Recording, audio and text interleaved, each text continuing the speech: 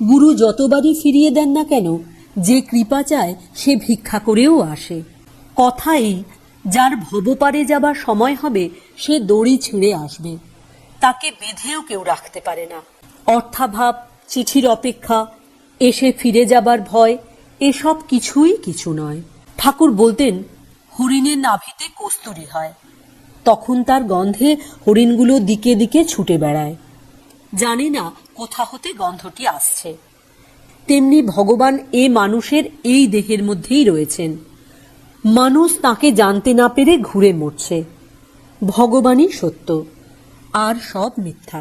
ঈশ্বর ইচ্ছা ছাড়া কিছুই হবার সাধ্য নেই, তৃণটিও নড়ে না। যখন জীবের সুসময় আসে তখন ধ্যান চিন্তা আসে, কুসময়ে কুপ্রবৃত্তি, কুযোগাযোগ হয়। তাঁর যেমন ইচ্ছা তেমনি কালে সব আসে, তিনিই তার ভিতর দিয়ে কার্য করেন।